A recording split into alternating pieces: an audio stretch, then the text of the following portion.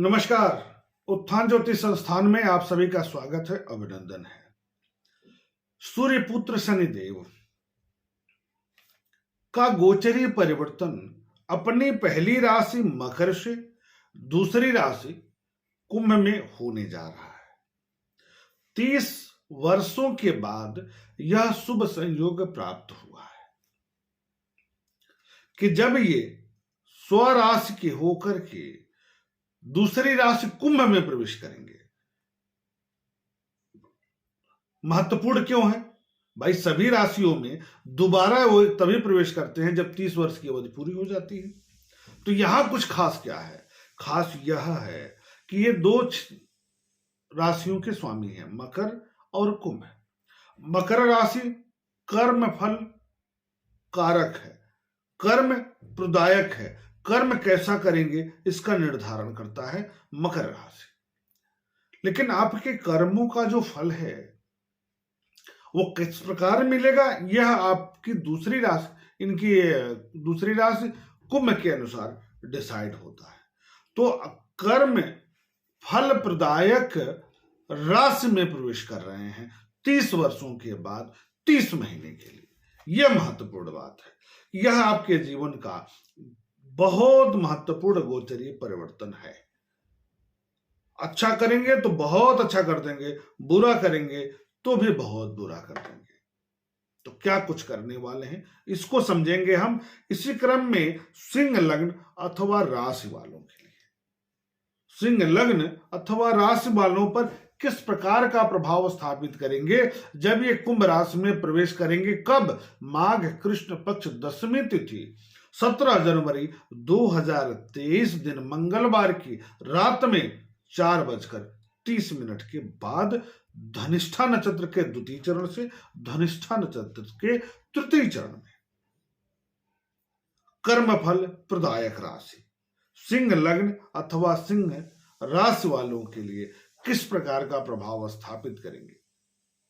अब यहां लग्न और राशि दोनों बोल रहे हैं, तो आप कंफ्यूज ना होइए, कार्यक्रम के साथ बने रहिए। आपको देखना कैसे है इसको मैं आराम से बता दूंगा आपको, लेकिन इस कार्यक्रम से बने रहना है। सिंह लग्न अथवा राशि वालों के लिए सप्तम भाव में स्वराशि के होकर के गोचरीय संचरण शुरू होगा। तब क्या होगा कि सप्तम भाव दाम्पत्य का भाव है, साझेदारी का भाव है, लाभ का भाव, द्वितीय लाभ का भाव है, क्योंकि दैनिक आय का निर्धारण यहीं से देखा जाता है, नियमित आय का निर्धारण यहीं से देखा जाता है, वेतन का निर्धारण सप्तम भाव से देखा जाता है। तो आपके दाम्पत्य जीवन का निर्धारण करेंगे, आपके प्रेम संबंधों का निर्धारण करेंगे, आपके दैनिक आय का निर्धारण करेंगे, आपके वेतन का निर्धारण करेंगे। तो कर्म फल प्रदायक होकर के सप्तम भाव में जा रहे हैं तो सारे क्षेत्रों में शुभता प्रदान कर देंगे।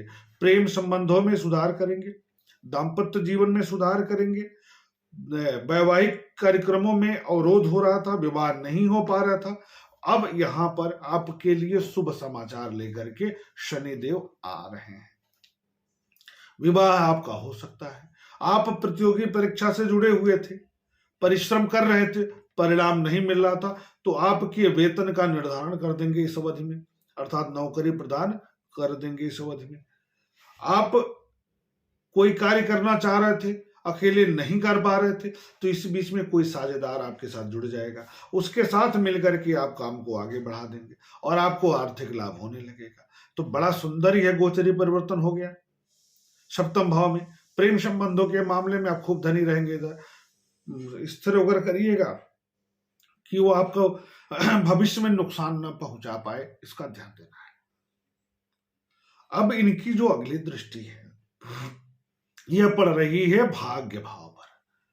तो दृष्टि अच्छी नहीं होती है, तो भाग्य भाव पर दृष्टि, पिता के भाव पर दृष्टि, तो आपके भाग्य में अवरोध होगा, आपके कर्म के फल में कमी आएगी, क्योंकि भाग्य साथ नहीं देगा। तो भाग्य नहीं साथ देगा तो इसका मतलब है कर्म खूब करेंगे, रिजल्ट थोड़े से कमजोर आएंगे।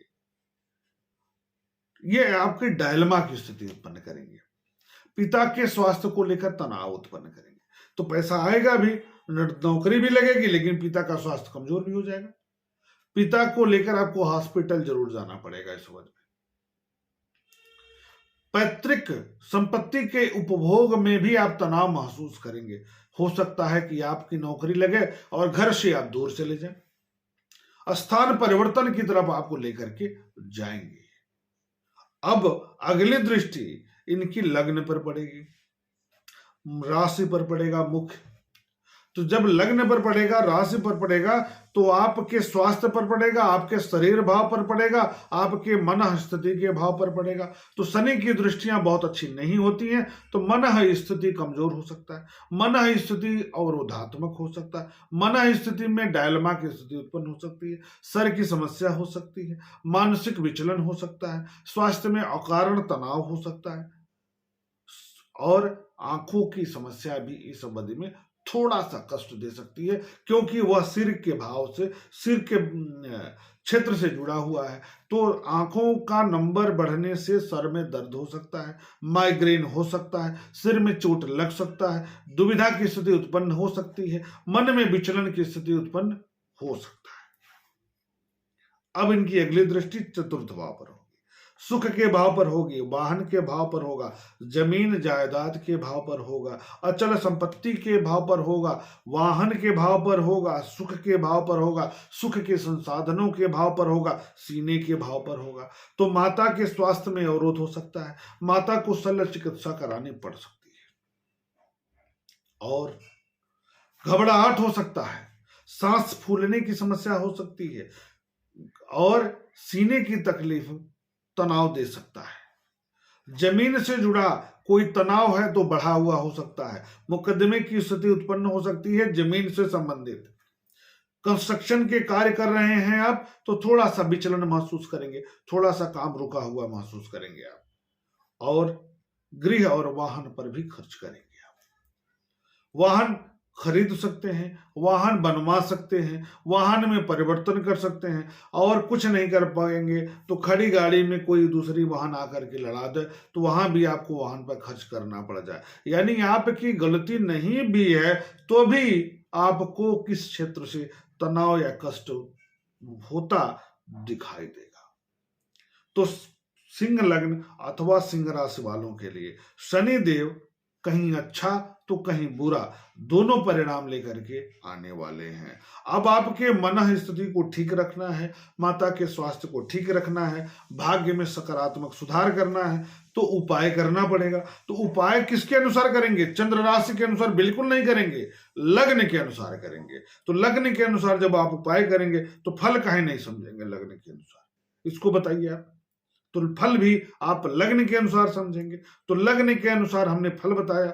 अब राशि भी बोल रहे थे हम, तो यदि आपका सिंह लग्न और सिंह राशि है तब तो कहीं और जाने की जरूरत नहीं है। लेकिन आपका सिंह लग्न है और वृषभ राशि है, तो सिंह लग्न को देखिए और वृषभ लग्न वाला भी परिणाम देख लीजिए, दोनों को मिलाएंगे तो रिजल्ट आपके पास 100% रहेगा। इसी कारण से जब आप कोई राशिफल देखते हैं और मैच नहीं करता तो कहते हैं अरे ये तो ज्योतिष का जो गणना ही गलत है। नहीं, उसका मुख्य कारण है कि आप समझ नहीं पाते हैं।